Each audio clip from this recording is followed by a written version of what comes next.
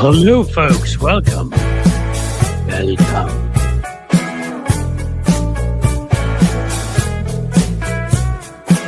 Everybody hearing me okay?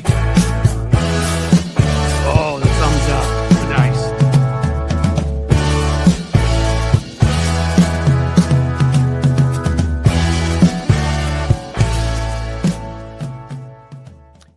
All right, look at this. All three of us here, we are bursting with flavor, my friends. I am Cliff.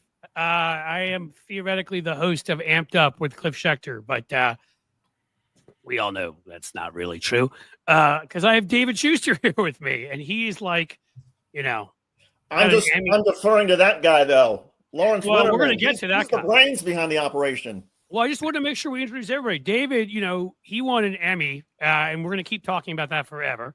MSNBC, CNN. We got Lawrence Winterman, who I'm not sure. Let's see, how many jobs does he now have? With it's like that old skit on what was it, In Living Color? Yeah. He is now our CTO, our CMO, our COO. And I probably could make a joke in there somewhere. Lawrence is awesome. You guys probably know him from Gen Xe, from Banner and Backbone, from like 47 other places that he exists. And now he exists with us as a guy who, honestly, we couldn't do any of this without. He is the backbone, if you will, of the operation, making sure that we sound and look good, or at least as good as we can. It may only be sort of blurry and whatever. And then there's me. I'm Cliff. And I told you this. I wrote a book on John McCain, which is like right here. And I wanted to make sure everybody knew, because I feel like I haven't said it enough. You are a published author. I published a book on John McCain. I everybody has to know that. So please tell all of your friends and relatives and everybody you know. Okay. Now that we have all that out of the way, we are here to talk about some stuff. David broke a story a week ago on the whole disgusting Epstein scandal. And what he was finding out was that Republican members of Congress were, they were filling a pant load faster than Donald Trump does on Taco Day at the White House. And they were getting scared because it turns out that, the DOJ had, the Epstein files had images of Trump worse than the ones that have been publicly reported by Michael Wolff. I mean, Michael Wolff said that there are topless teenagers, I believe, is all allegedly, of course. He said on Trump's lap, and there was a stain on his pants on one of them, which I threw up in my mouth just now. Yeah. Sorry. And worse than that. Yeah. Well, so David broke that story because David does stuff like that, and we're lucky to have him. And we now get, it's like another shoe drops this week. I feel like we're following the breadcrumbs and getting closer and closer. So Lawrence or David, whoever wants to jump in, go for it. Well, let me start because there's a lot of confusion, even in my own sort of household with family members, about what exactly happened today. And what happened is that the House Government Oversight Committee, which has been doing their own investigation into Trump and Epstein and Epstein's contacts, the Democrats started this morning by releasing some emails, including one email, and this is from the Epstein estate. So just to remind everybody, this is separate from the grand jury materials, from possible videos, photographs, everything that the FBI, Department of Justice, have kept and are not releasing. This is simply materials that the House was able to get from Jeffrey Epstein's estate. And that includes some emails, including an April 2011 email from Jeffrey Epstein to Ghislaine Maxwell, his associate, in which he says, "I want you to realize that the dog that hasn't barked is Trump." And then the girl victim, which is blacked out in the email, spent hours at my house with him. He has never once been mentioned. So this is now the lead in the Washington Post, New York Times, and all these news organizations who are pointing out, okay, in the documents released today, clearly, corporate media is doing their job? Yeah, clearly Donald Trump spent time with a girl at Jeffrey Epstein's house for several hours. And so the Democrats have put this out there to try to say, hey, this is just the tip of the iceberg, and we need to have all of the files released. Republicans, I think, to try to muddy the waters a little bit, they then released something like 23,000 documents or emails that the committee The old has. lawyer's trick where you try to hide stuff in the middle somewhere. The Republican argument is that, look, when these things are taken in context, it's not so bad. There's some reporting that the woman allegedly in this email was Virginia Giuffre, who has never accused Donald Trump of wrongdoing, according to the Republicans. It goes on and on and on. But the political motive behind all of this, I think, is what's so sort of fascinating. And that is today, the Democrats, assuming they're able to hold the 4 Republicans on the discharge petition, they're going to get the 218 signatures through. Adelita Grijalva is going to be sworn in today at 4:00. And then that will trigger a floor vote 7 legislative days from now, or probably the first week after Thanksgiving, when the entire House will vote on whether the FBI files, the Epstein files held by the Department of Justice and FBI, whether all of those should be released. And that's where I think things get really I think they're going to release more of the asbestos that you wrote about, David, in D.C. from the East Wing of the White House, so nobody can return to D.C. in 7 days. But to be fair, I mean, look, I've been, following a lot of this, and I'm sort of, now I know sort of why Michael Wolff wasn't responding to my efforts to try to get him on this show, because there's some emails about him, and clearly he didn't want to talk about it. But, I'm sort of close to this. But Lawrence, I mean, is this, do you think this is cutting through? Is this making sense for sort of the folks? And before Lawrence does this, I just said everybody say hello. Lawrence is going to be a fixture, joining us at various times. And again, this is working what we're doing because Lawrence is a crucial part of it. So I could not be more pleased that he's putting his time in and helping us. And it's kind of cool that he knows all this other stuff, this gibberish kind of technical bullshit that David and I don't know, but he's also really smart about politics. So we can have, he's a Renaissance man, really, you could say. Cliff, I told you, man, you got to stop flirting with me on camera. It's just, come on, bro. It's bearded men. I can't, as you know, I love big men with beards. I've heard that about you. Yeah. The emails today are absolutely cutting through, David. Like, how can they not? People have been kind of on the edge of their seats with the Epstein files at this point. Everyone, it feels like everyone knows that Adelita Grijalva getting sworn in today in 2 hours from now. People have been waiting for this literally for 7 weeks at this point since she got elected, because we all know that she's going to be the 218th vote on the discharge petition. I do love that it's 7 legislative days that they have to wait, which is basically like bank holidays and, a Tuesday if it's a full moon. It's Arbor Day. You can't vote. Right. Oh, we couldn't possibly do it the week of Thanksgiving and blah, blah, blah. But what I think is really interesting here with that email in particular, the 2011 one, is that was exactly when Trump was breaking through on Fox. He had just been named as a weekend co-host or something. He'd been given a show on Fox, so he was already on The Apprentice, right? He was already, had turned that into a cultural juggernaut. And he was already being mentioned as a possible 2012 contender to take on Obama. And so he'd been given this spot on Fox. And so this email from Epstein to Maxwell is basically talking about him right as he's breaking through onto this bigger platform, potentially to set him up for a presidential run, which we all know he didn't do in 2012, but he certainly did in 2016. Now, Cliff, the political play here by Republicans seems to be, okay, we're going to release everything on the House committee so that we can say, oh, there's no need for the FBI and Department of Justice to release their documents because we want to protect the victims. And look, we've released everything. And maybe this effort that it somehow gives Republicans in the House some cover, not only to oppose the discharge petition, but to vote no on releasing the files. Does that fly politically in your estimation? No. I mean, the question is, we're dealing with people. We know what they're willing to do, which is virtually anything, especially if this is as bad as it would seem to be, to keep it under wraps. My bigger question is, who do they have? They've got Massey, Mace, Boebert, and MTG. Yeah. Who is it that they target? I suspect it's Boebert, but we'll see, to try and work all week on to get them to change their vote, offer every single incentive and disincentive imaginable to humans. To want a free flight on one of Elon's, actually, they would probably blow up, but that'd be kind of funny. Yeah, I mean, that'd be like a challenge, but funny. No. Secretary of Defense, Vice President, Secretary of the Treasury. You take your pick, Lauren, whichever cabinet position you want. Yeah, right. for sure. I mean, they've delayed it long enough. That's kind of what I feel like the game is here. Because again, the other part is just sort of in the short term because they realize the attention span of corporate media and all that is, dump a bunch of other files so some reporters find some other crap to write about and talk about. So it's not like a full-on discussion of this. I think that'll fail unless in anything else they released there is something that is remotely that compelling in a disgusting way. Do you guys think at this point that, do you think, I mean, at this point, could they possibly distract anymore? I think the Epstein story, it's big enough that it's got its own heartbeat now, right?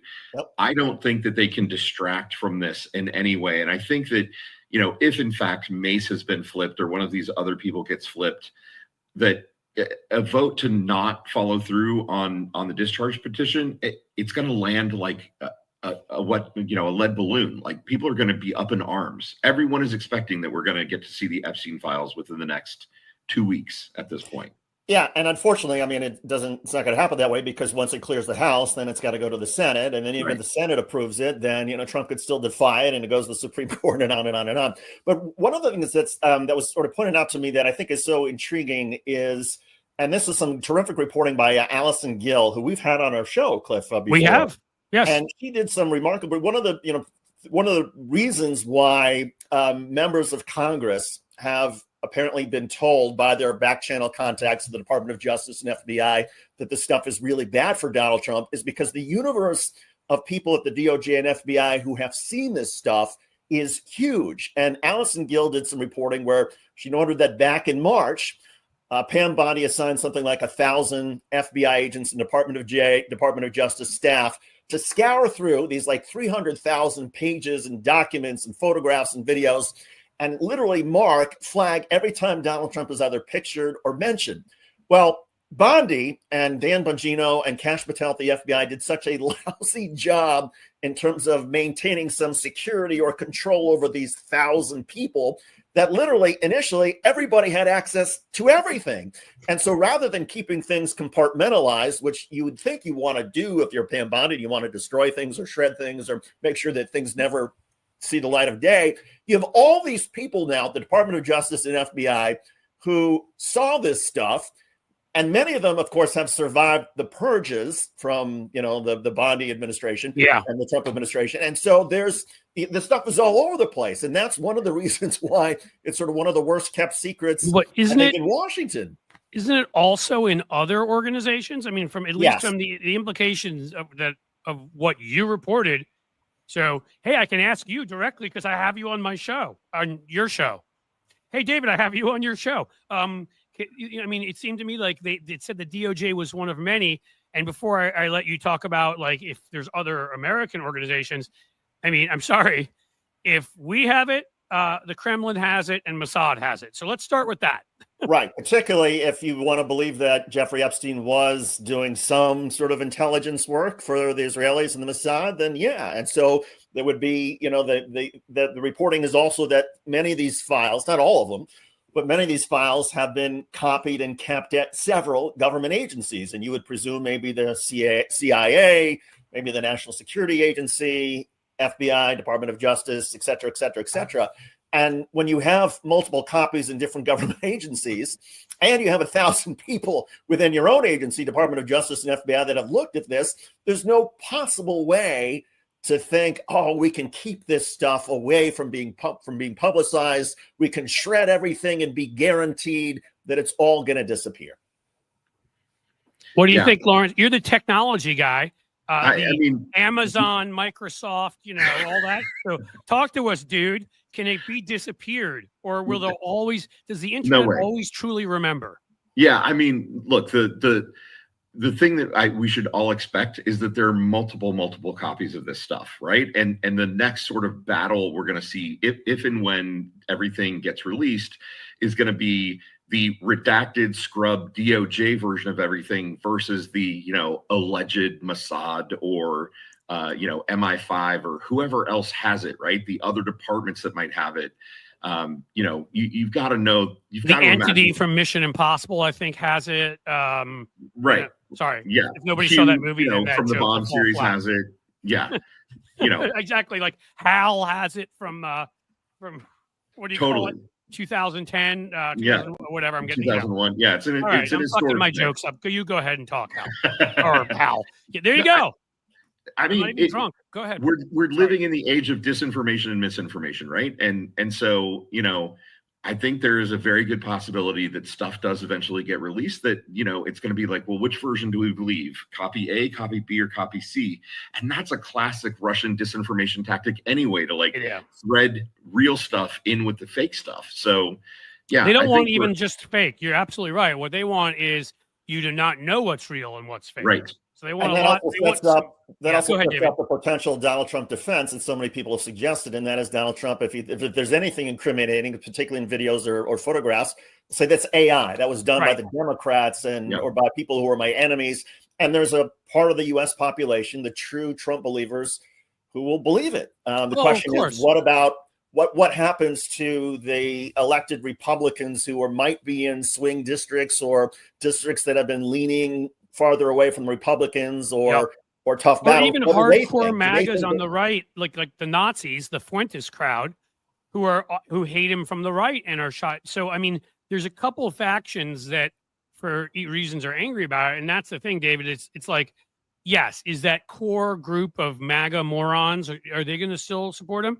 Of course, and that may be enough in 50 to 100 House seats, and that may be enough in, sadly, the way our country works, where you have 3 cows and a human, and you get 2 Senate seats if they drew something there. That may work in 25 to 30 Senate seats, but it ain't going to work in enough places. Because again, if you're getting 5 to 10% peeled off from the crazy Fuentes right, if you've got whatever percent getting peeled off from the middle, 5, 10, 15, 20 from independents and moderate Republicans and what do we call them these days? Reasonable conservatives, whatever the hell, give it whatever you want to call it. If they're losing those folks, these swing districts, they're dead. It ends up looking like it looked like last Tuesday, where Virginia, a state that leans Democratic by about, I think, 3 points, maybe 4, you win by 16, and you break the record for state house or state House of Delegate seats in a state like New Jersey, where everybody's in this massive anti-incumbent mood, and the governor is Phil Murphy, who's a Democrat, has a mid-40s, I believe, approval rating, and you control the state legislature too, and people are pissed at them. Yet even when they're pissed at the fact that all Democrats controlled New Jersey, they look at them, they look at Donald Trump, and they're like, yeah, Mikey Sherrill's going to win by 13. I mean, that tells you how many people are turning on him, either not turning out or turning against him, from some of whom used to be core MAGA base and have gone away to the right.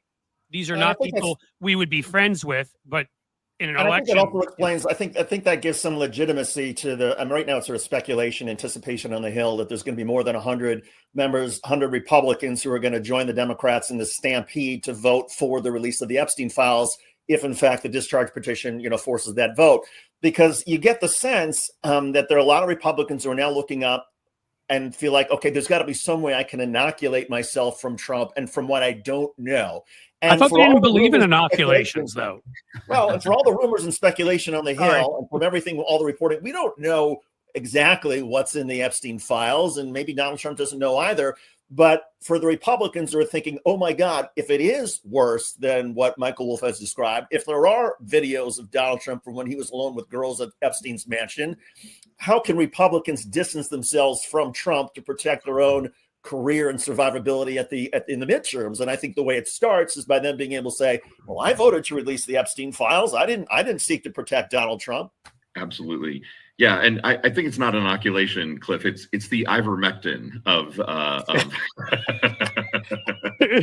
Well, I hope Robert F. Kennedy Jr. at least is using that shit, because brainworms. But go ahead. Right. That's why the brainworm died, right? Ivermectin killed it off.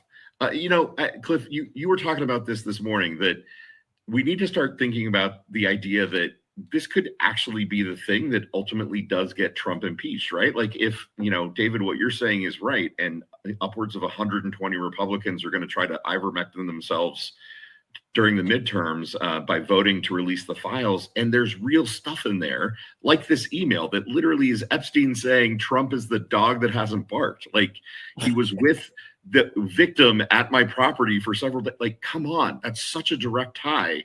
Right. I think maybe we not get to mention the where, images themselves that David and others. Well, Michael, and keep in mind, Virginia Gouffre gave several interviews, and I think one to Gayle King 5 years ago, in which she said Jeffrey Epstein and Ghislaine Maxwell videoed everything. Of course, They wanted blackmail and all the most. And I'm sad right now because I want to say, where's our friend Ellie Leonard, who also reported some new information last night in an article. She had one of the victims reach out to her because she's doing such she has like a daytime job, 4 kids. Right. I just feel lazy, if you know what I'm saying, Lawrence. I feel lazy is what the problem. Here's the truth I've discovered about this world. If you ever want anything done, ask a busy mom, right? Like, I'm sorry to say, it's not us. It's not white guys that are getting a lot of shit done. It's a busy mother who white is guys. taking... We get stuff done. It's just all bad shit. We get plenty of done. Tell we more get about genocides done. We get slavery done. I mean, we get all sorts of shit done. Just none of it actually really does any. Well, none of it's good. How about that? Yeah. Well, but tell more about Ellie's reporting, because, or either of you, tell me more, because I glanced at it and I saw it, but I didn't take a deep look. And what was Ellie? What did Ellie report last night? Yeah, so basically, Maria Farmer, who is the woman who was held against her will at Wexner or Black? Les Wexner's estate, and whose sister was later also held at the estate. God, I know where that is, here in Columbus, Ohio. Ew, just fucking ew. So Maria Farmer reached out to Ellie and basically said, "I like your writing. I like what you're saying. I think you get it." And they established a relationship, and they have been talking back and forth. And Ellie wrote a piece last night about additional elements of Maria Farmer's story. And she showed it to Maria, who said, "Yes, this is good. This is right. Please publish this." And Ellie did. And word is that Sky Roberts, Virginia Giuffre's brother, has read the article and he approves of it. So, essentially what Ellie portrayed in the article, what Maria told her, is that Ghislaine Maxwell literally threatened her, like repeatedly, essentially saying, no one will believe you. You can't come forward. We know where you are. We know that you jog on whatever, the West Park, freeway every day. Like, you should expect that people would be following you. You'd never know it, Maria. They'd come up behind you and shoot you in the back of the head twice, like Mossad does it. Right. And it's chilling. It's chilling to read it. And you realize this woman literally had her life threatened repeatedly. You understand the fear and the just absolute sense of oppression she must have been living with, because Ellie did such a compassionate and heartfelt job of helping to flesh out Maria's story. And let's add in the part where, I don't know if a lot of people know this, but Ghislaine Maxwell's dad was MI5. Right. So, like, when she makes threats like that, it's not just like somebody trying to, sound tough. She knows from experience, and maybe that was an empty threat. But when you're talking about somebody who has massive connections in the intelligence community, maybe it's not. And that ends up being a direct threat. And again, it's more corroborating evidence to this, even if it's not specific. I don't think any of us here are just like, God, I hope not. All we care about is what Donald Trump did.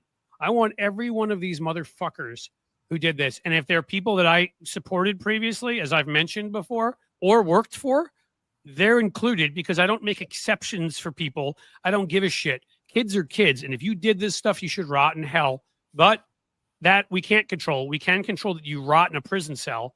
And, again, the fact that here's another person who is corroborating more aspects of the Ghislaine Maxwell story here, who Trump's, thought about pardoning, moved to a minimum security prison, just talked about great concern for her because what she's gone through. It's sickening just even that Trump said any of those things and has helped her out as much as he did, even if he personally had nothing to do with the Farmer case, which we don't know. I'm just saying if he didn't. But it also goes to show, I mean, the character, and look, we've always known that the character of Jeffrey Epstein and presumably Ghislaine Maxwell, but it's, it's one thing, of course, to abuse people, and then it takes it even further when you're threatening their life if they talk, if they want to, if they want to complain. And so to me, it does a couple of things. First, it shows that, the Ghislaine Maxwell effort to try and get a pardon, you would think that maybe all of this puts enough pressure on Trump to realize if he pardons Ghislaine Maxwell, then, there's all kinds of, impeachment, Republicans suffer at the midterms, all that, there's that issue.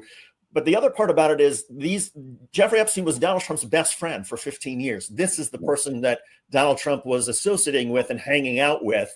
And so. And they fought in the end, and just to make clear, because he's tried to lie about this, right. They ended up over a land deal.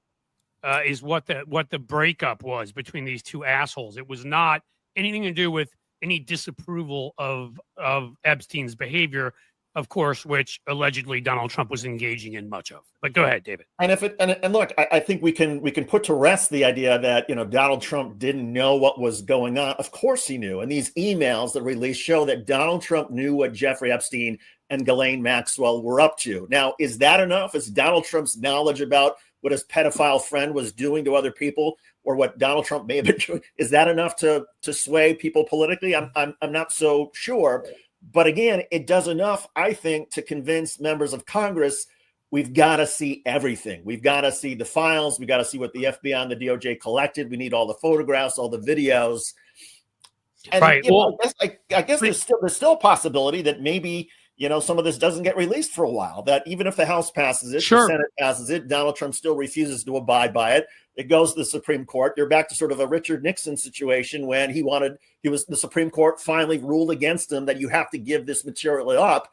And otherwise you're going to get, and when he refused, that's when lawmakers said, you're going to be impeached. And he finally resigned. I don't think Donald Trump would ever resign, but it feels like we're on that kind of path. Yeah.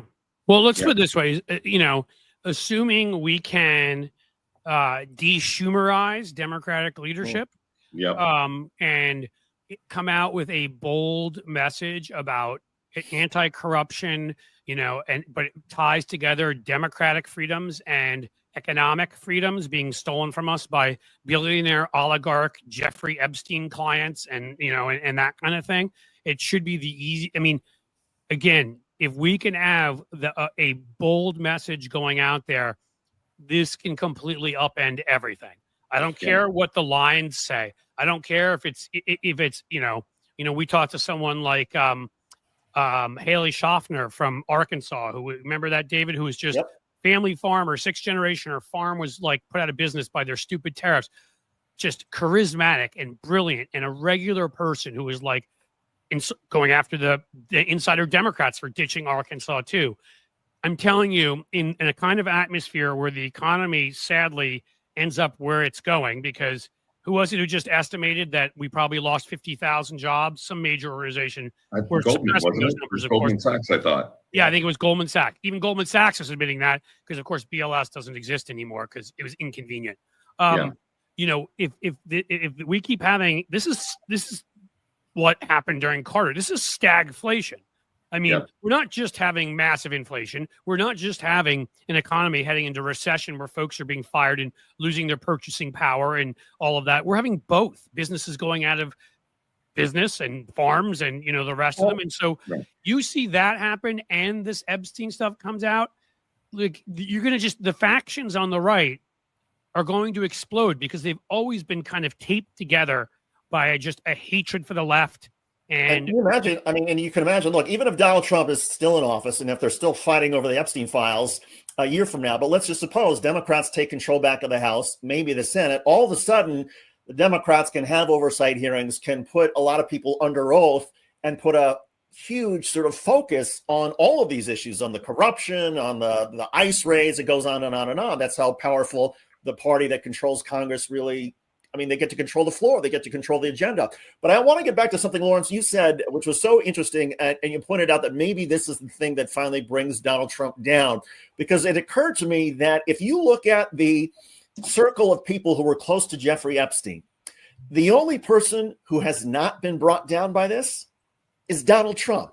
Yeah. And I think it's inevitable that he will be brought down by this because, and you could argue, oh, well, what about, this billionaire or that billionaire? Well, even, Wexner and Black and all the rest, they were stripped from various boards that they were on. Don't say stripped. To prison. It goes, yeah. So, I think that this is the story that eventually does catch up with Donald Trump. The question is, how long does it take? Well, and I want to say alleged quickly, because we don't know for fact, but I will say one other person who I don't believe this has done anything to yet, whose name just keeps popping up everywhere, is Tony Blair. Yeah. So, and again, I want to say alleged because I don't, again, where's Ellie when we need her? Right. But and you're right, David, I'm not taking away from your point. Donald Trump is currently somehow president of the United States, by far the most powerful person who hasn't been taken down. But I think there's some other pretty big names. Yeah. I think we're going to be shocked by some of the names that are going to end up coming out when this comes out. And speaking of Ellie and tying a couple of these threads together, one of the things that Ellie has talked about, and I hope I'm not stealing her thunder here, because she's been pretty open about this, is, the word on the street, as we've talked about, is that everything in the files is worse than expected, right? It's worse than we could imagine. And that's not just the pictures and the descriptions and the victims and everything. It is also the fact that apparently the Epstein client list included major players on Wall Street, like that essentially every major financial institution upon which the bedrock of the American economy is built. Didn't Jamie Dimon, whatever his stupid name is, that pop up in there? Yeah. Jamie Dimon, there's a guy, Jess Handley or something, I think, who was the previous CEO, who is like the emails that he and Epstein traded were practically romantic in their flowery adoration of each other, right?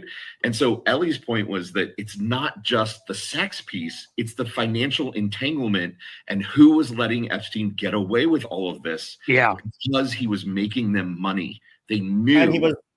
And they were helping him launder money, right? Yeah, I think it was Ellie or somebody reported that Epstein had something like 87 or maybe it was 187, whatever it is, different accounts, checking accounts, just with Goldman Sachs. Yeah. With one bank, you got 87 different accounts. That's of course you're engaged in money laundering or something.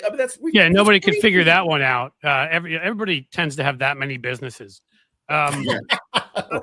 What are you guys doing? The worst part is, we have seen and this nonstop assault on American institutions by Trump, by Mitch McConnell before him. Let's be honest, the judiciary, the Senate, or whatever. It ain't just Trump. The Republican Party has assaulted numerous institutions. They were going after public television when Newt Gingrich was there. So some of these things have been long time things that they've been going after because they were either these organizations that were either doing good, which they need to get out of the way so they could do their evil, or we're actually reporting on them or that kind of thing. To me, that one of the really bad things, and again, just a whole nother reason why I keep repeating the FDR moment thing, where we are going to need a massive groundswell for not just major reforms of current institutions, but creating whole new ones, is that think about, I know you're talking about the financial side of it, but dude, think about someone and we only know the name Dershowitz at this point. Think about what's going to happen at major academic institutions. Yeah, think about what's going to happen at major law firms. Basically, just think about everybody that's kowtowed to Trump. Yeah. Chances are the same places. The church, I'm sure. And I shouldn't say the church. Many churches, temples, mosques, you name it, religious institutions. There will be people there who will be involved in this. Nonprofits that had CEOs who are ostensibly doing good, helping children, helping poor folks, get food, whatever. They'll be in there. It could end up discrediting, the basic fabric of our whole, of really everything we do in virtually every sector. And I don't know how the hell we answer that, except for with the largest sort of kind of change that we've seen in about 100 years. Because if we don't, the people that already, for good reason, do not trust American institutions, do not trust America as it currently exists. My God, is this going to put that on steroids? Yeah. So, Cliff, are you saying that the way to win the hearts and minds of Americans for the 2026 election isn't by caving after 40 days and throwing away every bit of leverage that you've built that you're going to protect Americans? Well, I find generally it's very smart if what you do is you say, I think what we'll do is we'll make people not get paid for 40 days. But then we'll make a deal with no changes from what we could have done 40 days ago. So they weren't paid and we're suffering for 40 days for nothing. And then I think we'll send out Gene Shaheen to say, well, I mean, what difference does it make at this point? If 40 days couldn't do it, why would 50 days? And then you feel like saying, well, then why would 30 or 20? Right. Why the fuck did you start the whole thing if you didn't intend to finish it? And then you'd have Tim Kaine, who comes from Virginia, where we just won 65 state House seats and won by 16 points. You're like, hey, you were once vice president, fuckwit. What is it you were looking at from last? I'm sorry, I'm angry. I apologize. What were you looking at last Tuesday? And then you look at John Fetterman, who, as I keep saying, ends up being exactly the guy you thought he was when you first looked at him. And we win, 3 state Supreme Court seats in enormous fashion. And my personal favorite, I keep mentioning, the DA in Bucks County, which the Democratic Party had won before in their defense in 1891. Right. I mean, when you have those kinds of wins, and then you see your own people, I mean, they need to all go. Thankfully, 2 of them are retiring, but the rest of them, we need an organized effort. Everyone, I don't care if it's not till 2030. Every one of their asses needs to be primaried. Chuck Schumer's leadership needs to be challenged. Chris Murphy's been speaking out in a way that I'm telling you, you can tell that even some of the norms around in the Democratic Party are changing. Because Chris Murphy, a few years ago, as much of like a guy with integrity as he seems to be, would never have said some of the things he said. He has gone straight at the deal, insulted it. He's really insulted his own members by saying they have screwed everybody over. And by extension, Schumer, because everybody knows Schumer was behind it. Yeah. So, I'm going to say something really unpopular right now, probably, which is this is not the moment to be pulling away from the Democratic Party. This is the moment where if you have never gone to your local Democratic Party meeting, if you've never gone to, the whatever county Democrats or the 36th district Democrats or wherever you are, now is the time to go. Now is the time to go get yourself elected as the precinct committee officer, get to know your neighbors, actually start doing the work on the ground and take over your local Democratic Party meeting. It's what the Dean people did after 2004. It's why Dean became the chair of the DNC and enacted one of the most effective 50-state strategies that we've seen in the last 20 years. I would say it's why we're in hell right now, because the Goldwater people did it after they lost in 64, and they kept going and took over. I want to kick it to you, David, but I want to say, because in no way should what I've been saying there been taken that way. What I'm saying is those 8 idiots, Schumer, and whoever else is around them, they are out of touch with the Democratic Party. They represent a Democratic Party from 20 years ago that no longer exists. Yep. The grassroots showed who are Democrats on No King's Day. The grassroots again showed who's voting for Democrats overwhelmingly. And there are so many states we haven't even talked about, passing gun regulations and voting rights in Maine, and things like that on the ballot. Like, winning in California with 5, 6, 7% on that ballot measure. I mean, you've got this group of elitist, like mostly, I'm sorry, but they're mostly a gerontocracy. And I don't say it to insult older folks among the grassroots, because older folks among the grassroots are with us. Right. Basically, everybody is with us. Like 80, 90% of our grassroots are regular party members. And then I would say, are everybody, for the most part, in our party, there's exceptions, who's elected and like under the age of 60. It is just this last remaining group. And because they have seniority, they're in power. And if we can move them the hell out of the way, this party is ours, folks. If you walk away, you hand it over to the minority of folks who are leading it right now, instead of taking it over like we should. And because of this hunger to get rid, I think because of this hunger to get rid of the establishment, to bring in new voices, I think, Lawrence, your point is even more important, because I think never before at the local level, grassroots level, has there been a better opportunity for people who have not been involved in politics to say, hey, I want to be engaged. And there's a whole community of people who are like, yes, let's get rid of the dog catcher who's been there for 20 years. Let's bring in somebody new who's never been involved in election politics. Let's find a new mayor. Let's find a new city council member. And so for everybody who feels like, oh, what can I do? Maybe I should get involved. Yeah, this is the time to take your sort of frustration, our frustration, and say, okay, I'm going to be involved in my community. I'm getting involved in local politics because the water is warm for everybody. And this is like the warmest the water has been for somebody who's new. Sure. Absolutely. Go to the Euros events and just say, I hate Chuck Schumer. You'll be elected right away. I mean, it really won't. There's really not a lot of messaging that's involved in this. Didn't that happen in the mayor's race in Seattle? They're like anti-establishment. Almost won. Yeah. I mean, that's where Lawrence is broadcasting live from right now. Yeah, I'm in Seattle, and I can tell you that Katie Wilson is going to win the Seattle mayor's race by an incredibly thin margin.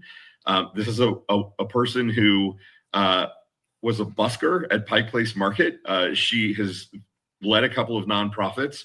She does not have the resume of somebody that you would expect to win a mayoral race in a city like Seattle that is very liberal and progressive and, generally likes to see, long resumes and competence in its leaders. She ran against Bruce Harrell, the incumbent mayor, who'd been on the city council, who'd been involved in Seattle politics for literally decades. Not a particularly beloved mayor, a bit of a technocrat, but she ran an insurgent campaign that was basically like kind of F all this and let's start over and, hey, everybody, let's put on a big dance down at the barn kind of thing. And she's going to win. She's going to win by the thinnest of margins, but she's going to win. There you go. I mean, and again, that's I think a big story, and that's what I mean, because it's hard to keep track of all of them. There are some ones out there. There was, where was the state Senate race? There's a state Senate race in one of these states where we flipped it by around by 40 points, as in lost by 20 just a short while ago and won by 20 in this special election. I mean, there just were results like that. The Georgia races, we had not won. We'd won the federal statewide races, Ossoff and Warnock. We had not won a statewide race, as in governor, secretary of state, any of the ones in Georgia, a statewide race since 2006. These are public utility commissioners. People might be a little pissed about how expensive their public utilities are. Oh, and by the way, also hate Trump. And they each won by, again, this is swing Georgia. This is a state that we barely won when we won the Senate seats and we beat Trump the first time 20. We lost it this last time 24 points. We won each of those races by. I mean, again, there's so much more where even I don't know, and we're missing where we so outperformed expectations. Again, we have a message. We sent those last few crusty old elites at the top of the Democratic Party do not represent their members. They don't represent the vast majority of their party or the country. And if we can just get them the hell out of the way. And again, folks, I'm careful about this stuff because Republicans do it all the time. There's no violence, okay? Get them the hell out of the way by voting them out. Get them the hell out of the way by getting their members to vote them out. Any negative PR you want to do to point out what shills they are, go for it. Never violent. I just always want to make that clear. Yeah, and for all the disappointment that we all have over the Democrats in the Senate who caved, I think it's also fair to say that the way the Republicans are, the way that Donald Trump is, there will be more opportunities to fight the Republicans. There will be new things that we will be outraged about. So, yeah, I mean, if the wind was sort of taken out of our sails because the Democrats caved after, a week after this incredible election, sure. But I think the wind is going to pick back up again, sometimes for reasons that have nothing to do with Democrats, but just because of Donald Trump's own narcissism and tyranny and authoritarianism and the effort by so many Republicans to protect him. Can I say something too quickly? I wanted, because I think I'm actually optimistic after what happened. And I hope other people are too, because what you've seen after what happened is, again, stuff you've never seen from our party or rarely seen from our party before. They had 12 people in that room negotiating originally. 4 of them got up. Alyssa Slotkin, who's considered more of a moderate, said, nope, this is ridiculous. You're not going to even you're not even getting a guaranteed vote on the Obamacare subsidies. I'm out. So they lost they literally lost a third of the people that were in that room, got up and walked out. That's first. Second of all, you've heard again members like Chris Murphy and there's a few others speak about. And I'm sorry, they're doing it in the language of where they can hide it, but they are speaking about their own members who caved, as well as Schumer, in the kind of language you never would have seen before. Mm-hmm. You're also seeing every single Senate candidate of real Senate candidate for 2026 has ripped the crap out of this deal, has used words like they betrayed us, they screwed us over. They're being attacked by the people running. And then finally, members of the House, Ro Khanna called on Chuck Schumer to step down. Other members of the House, Jasmine Crockett said this was a ridiculous deal. We were betrayed, and things of that nature. I don't remember the whole thing. Like, they attacked their own members in the fiercest way I've ever seen. And that's, again, that is our majority. So yes, we got screwed by a couple who are at the top, who have seniority, who've been there fucking forever. And that is why they were able to do that. But the optimism should be there that there's so many others around, governors around the country, members in the House and Senate, up and comers who are like, this was the stupidest thing I've ever seen, and are ripping into them, and they're not hiding it. And was That's it who our party is. Was it Ro Khanna who said something about not only should Chuck Schumer not be the Democratic leader in the Senate, but didn't Ro Khanna, I think he was the one who said, Democratic Senate leader Chris Van Hollen has a nice ring to it. Yes. That's one of the ones I threw out there too. He's been terrific. I think Chris Murphy, I lean towards, but Tammy Duckworth, there have been a bunch who are fantastic. Yeah. And for lawmakers like Ro Khanna and others in the House to not only say Schumer disappointed us, but here's who should replace him. To your point, Cliff, that takes it to another level. That's something you never would have seen in a Democratic caucus even 10 years ago. Yep. So I hope people's reaction is actually to add this to the list of things like no kings and the election in the positive sphere, is that okay, these 8 SOBs and Schumer got their way this time, and maybe a couple others who quietly were with them, but again, it's coming for them. Like their day is over. They're kind of crappy, half-assed. Let's just try to go back to the way things were before Trump, as if that could happen, and as if anybody wants that to happen. They're done, and this is like the dying gasp of people that are on the way out, and there'll be a few more of these. We're gonna have to fight with these people, but we'll get there.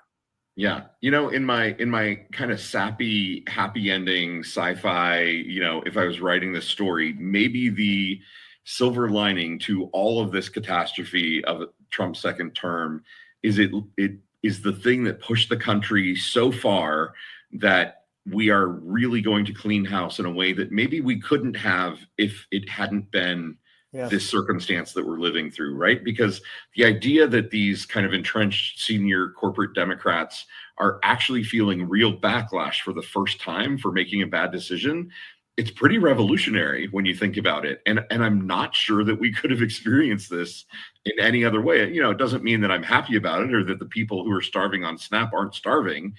But it's a weird circumstance to kind of see that maybe if I'm being really optimistic, this is going to end up kind of for the better of American democracy overall. We just have to actually live through it. Was that old saying that there's nothing quite like adversity to sort of to bring out the truth, or to bring out an opportunity for everybody? Focus the mind or something like that. Yeah. And we've got let's see. I don't even, how am I pronouncing this? Cats and Jam. If you like cats, I like you right away. It's like Cats and Jammer. Cats and Jammer kids. And this is important too, because again, Schumer in the end not only refused to endorse Mamdani, but refused to say that he voted for Mamdani. He's fucking done. I'm telling you all right now. Yeah, he's done. That's why he chickened out. He got such blowback after like what he did in March that he was too scared to even vote with the people. I mean, again, I didn't even write one of the data points, and I'm angry at myself for not thinking of it. I thought of the fact that a bunch of people reported it was about the filibuster, including Julie Rodzinski, who we've had on this show, which again is a whole nother level of you're protecting the filibuster, the thing that kept civil rights. Right. I don't even want to get into it all. It makes me so sick. It's the first thing we should get rid of. But that his recruit, Janet Mills, comes out immediately and says, I'm going to protect the filibuster in Maine, which is one data point. But the fact that I didn't even think of the other data point, anybody who understands DC in any way knows The number two never does anything without the number one's approval. Dick Right. Durbin is the whip. He is the number two. There is simply, literally, I don't know how else to put it, 147% no chance that Dick Durbin signed on to this thing without talking to Chuck Schumer and getting the okay. No, He admitted chance. it. They admitted it. They basically in an interview yesterday or the day before, he was asked, "Did leadership know about this?" And they were like, "Oh yeah, no, leadership knew." Like, Right. Of course, he absolutely knew the entire thing. You're right. And how for you sure. know that he didn't even oppose it is because it's pretty simple. Had he opposed it, Dick Durbin's his number two. He would be like, don't put your name on that. Right. Yep. You're part of this leadership group. We act together and it doesn't happen. Somebody just put in here, and I think this ends up being right. And yes, Durbin is on his way out, but it's Cynthia Rice, who one of our mods, who's awesome. I think this is what happens because I think Schumer's going to see the writing on the wall. AOC was up in a poll taken, and was it August or something like that, up August, 19 yeah. points in a primary. Gee, where do you think that is now?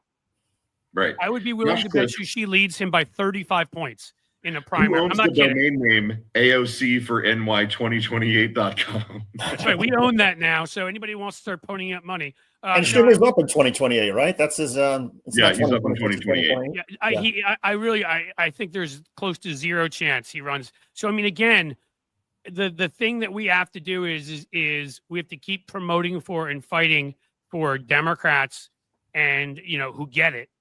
And look, even independents. I mean, we all know that if our brand wasn't completely in the crapper because these types of people who just voted for this thing let it get there, somebody like a Dan Osborne in Nebraska is running as a Democrat.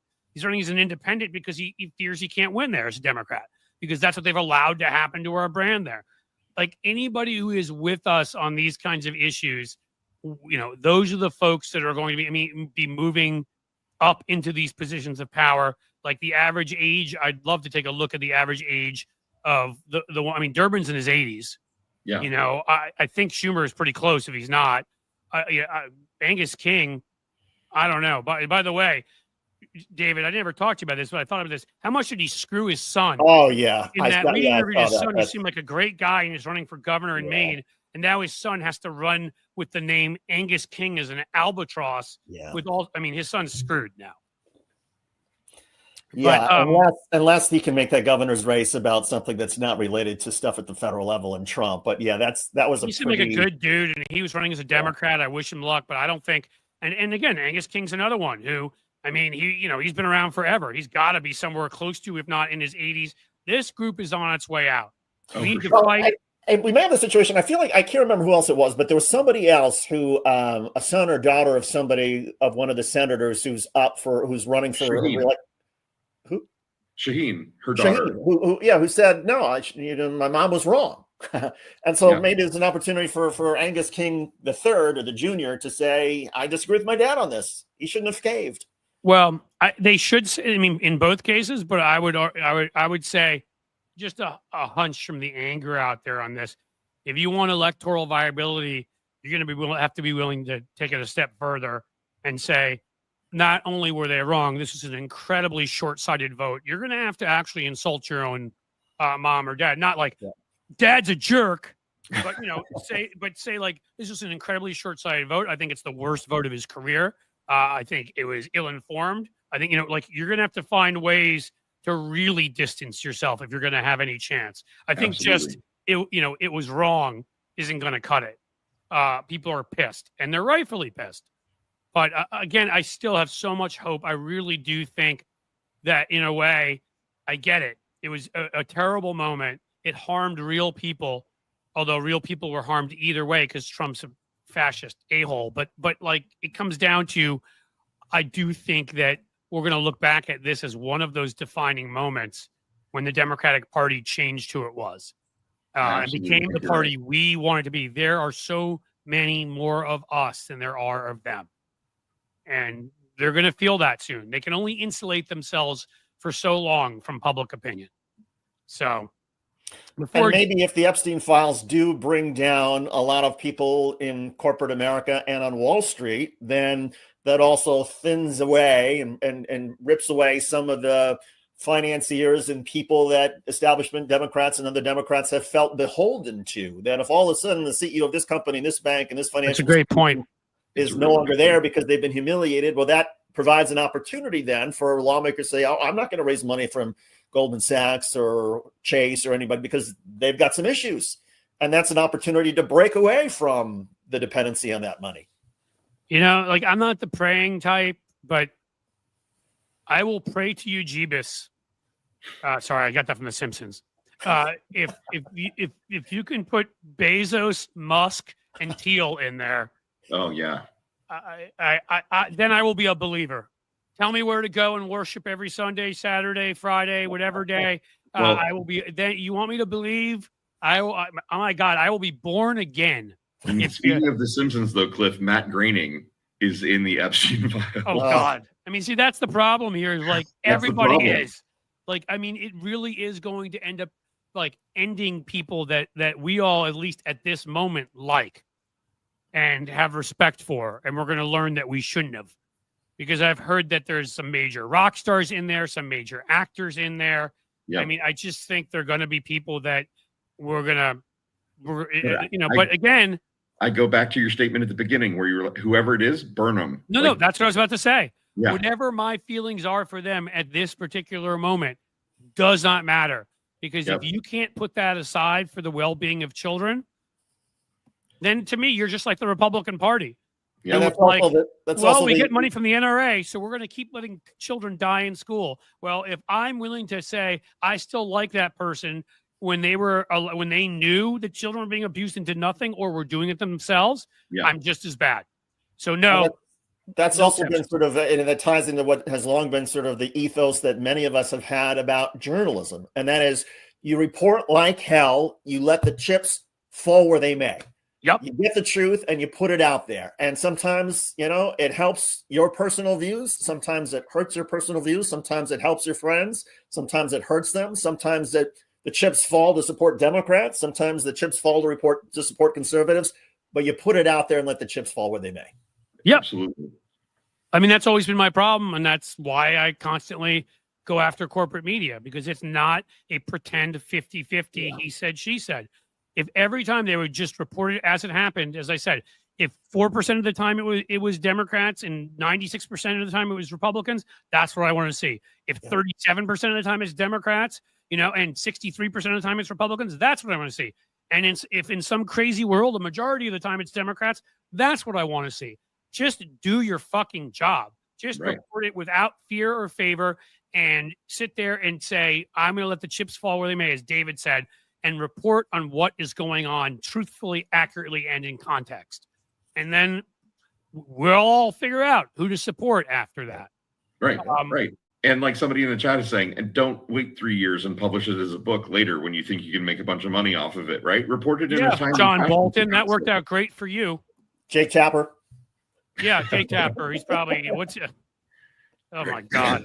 That's a whole other show on all the crazy things Donald Trump has said just in the last week, including about magnets. Nobody knows about magnets. Huh? My refrigerator knows something about them. Does that count?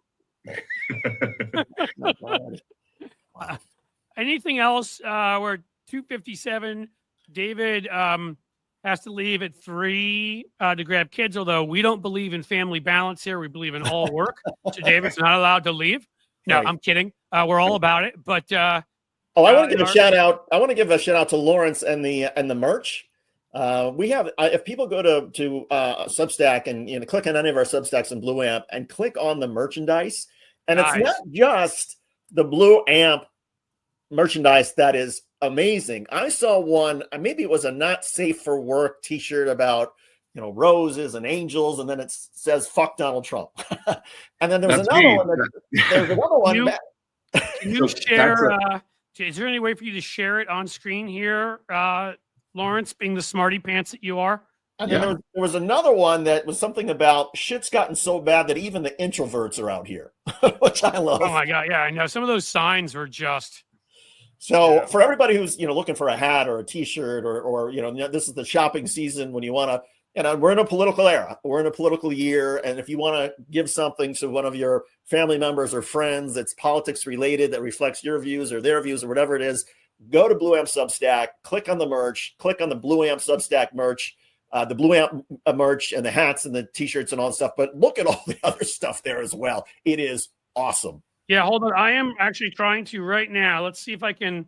I've got it. Image. It's up on the screen, Cliff. You have an image? Okay, cool. Oh, an image. You want an image? Okay. I mean, I was going to put an image in because you helped design this stuff, and this stuff is freaking brilliant. Well, and I think if people see it, they might go. Yep. There's one piece that I'm super proud of. That is, it's this box hoodie. That it's all cotton. It's super soft and fluffy, and it's got our big BAM Smash logo on it. The really colorful one that looks like it comes right out of a comic book, and it's just. I'm gonna have to find it. I got it. Let me see if I can the put one it in that here. has the BAM square on the shoulder, maybe. Yeah, it's got a BAM square on the shoulder and then the big BAM Smash thing on the front. And it's just this really great hoodie, really well constructed, nice material, something that you can wear and keep for a long time. Well, this is annoying. Like, I just put it on my desktop, and one of the ones I just dragged it out of one of our letters, and it is not letting me put it into the. I wonder why would that be? Maybe the kind of file it is. Yeah, so it looks like we're not allowed to put images into the chat. So, which it's probably people can find it. It's great stuff, and it for everybody who's like, oh my god, what I'm going to get my friends or family this year for Christmas or Hanukkah or any of that kind of stuff. We got your stuff. Yeah, we do. You want to support us while you're also out there fighting for good. I mean, remember, folks. There we go. Thank you. Oh well, that's what you'd put. Okay, there you go. There's the hoodie. Did you put that up, Lawrence? I did. Yeah. See, Lawrence can commandeer my account. It's kind of cool. So if he says something really, like, hey, can you tell people through there that I wrote the real McCain or no? I can't, Cliff. It filters out lies. Oh, okay, that's right. No, guys, I gotta run. Great show. Lawrence, great to be on the program with you. Great to be working with you, Cliff. Terrific show as always. More fun tomorrow, you guys. Thanks, guys.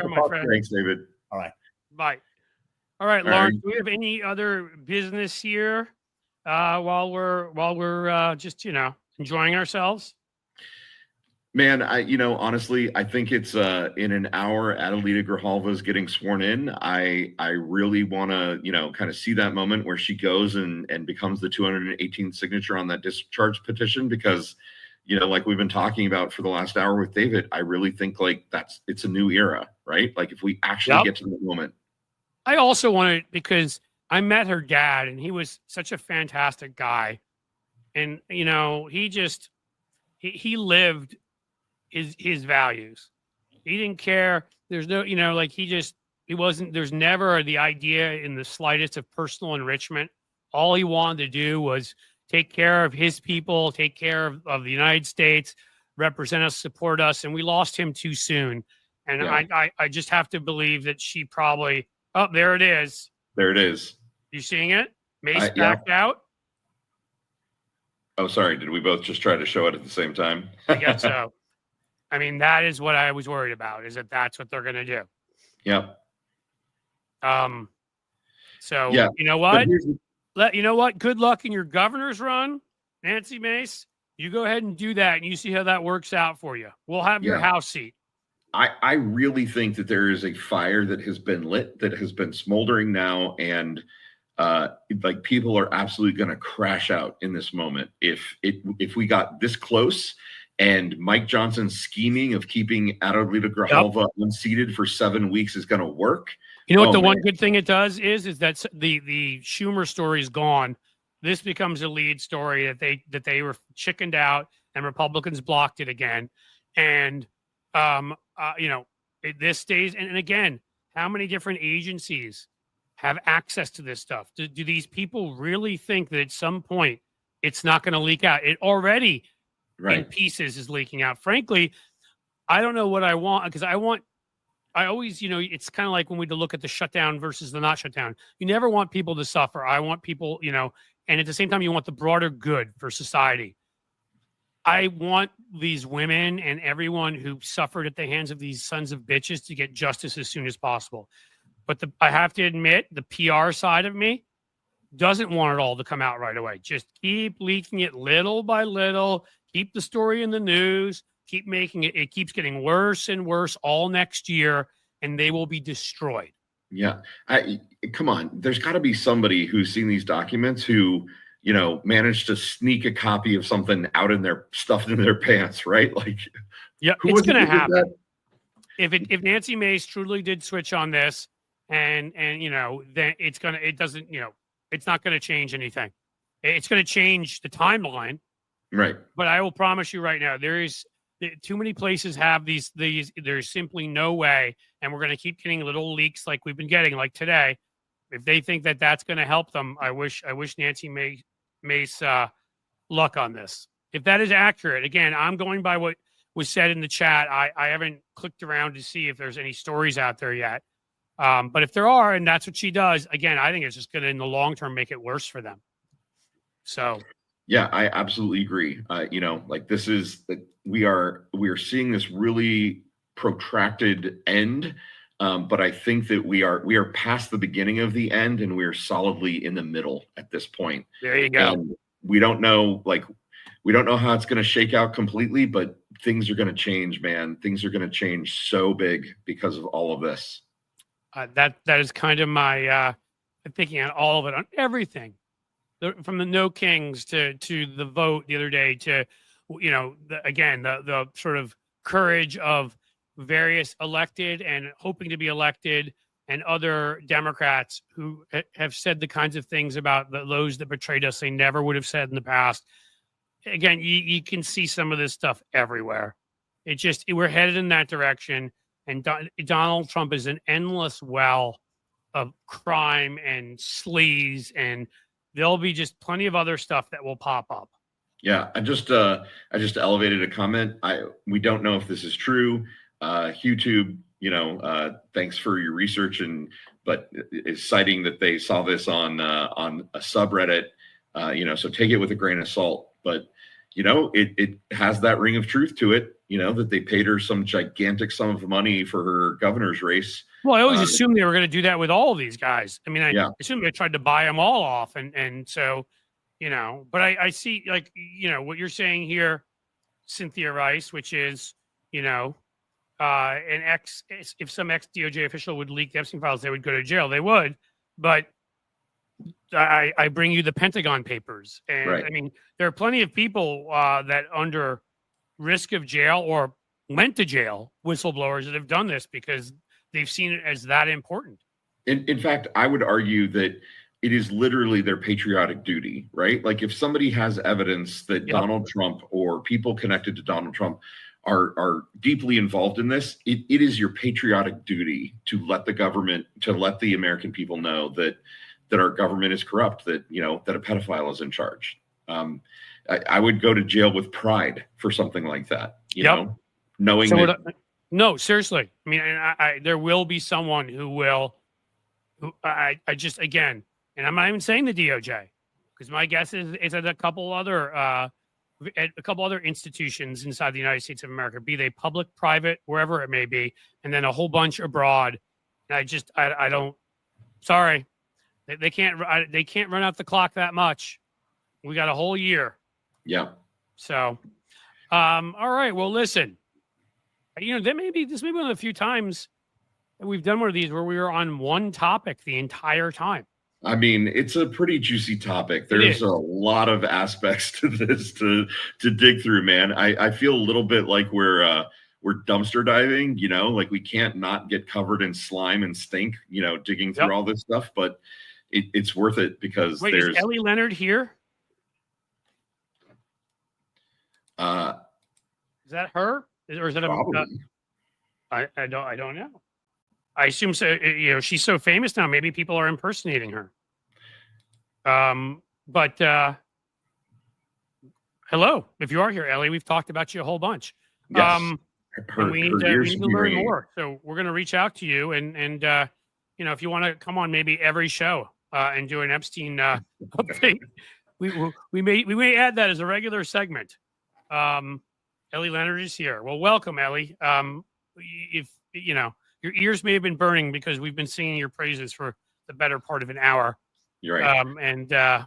I'm Hey, gonna confidential to Ellie, I'm gonna connect you with Cliff here, so that we can have a conversation. yeah, just so you know, so just the three of us, so nobody else knows.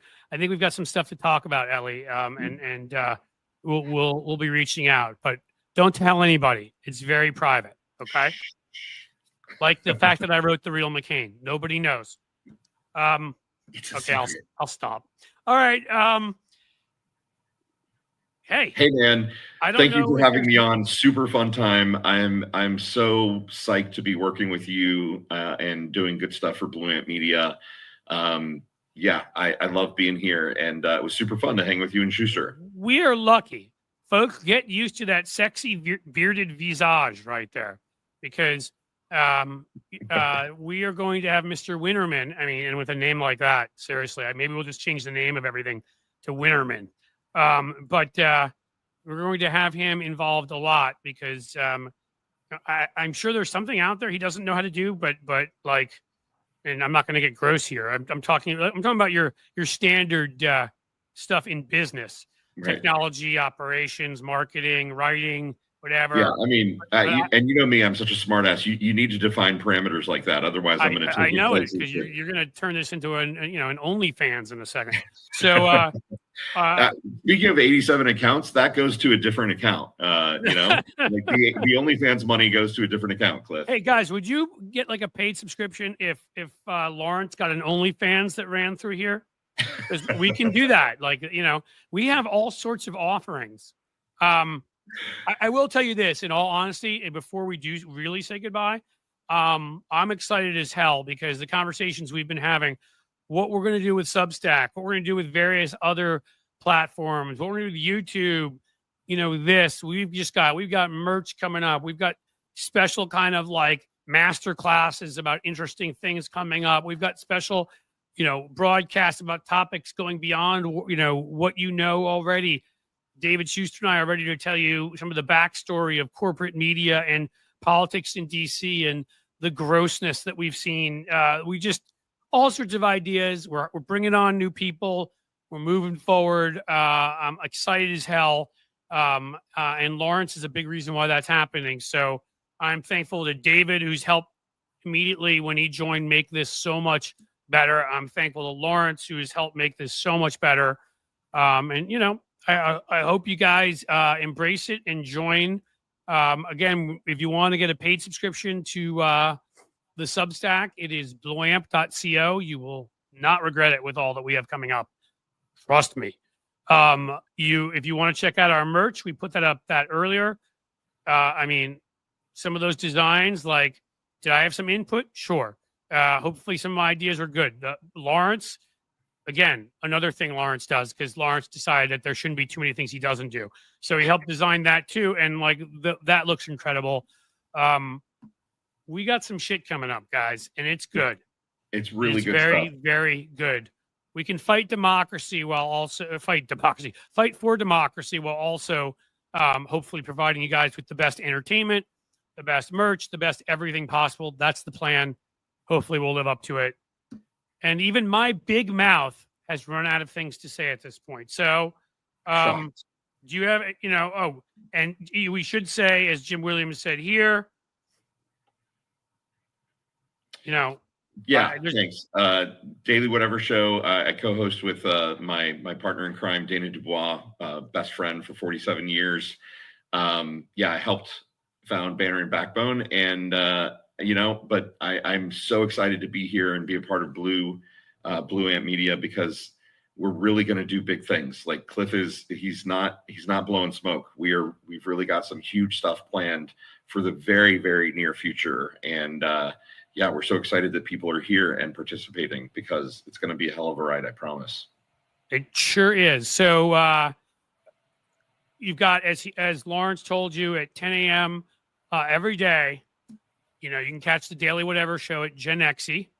Other programming note, tomorrow we've got Egberto Willies, brilliant dude, coming on our Substack only show. That's the one you got to be at Substack for.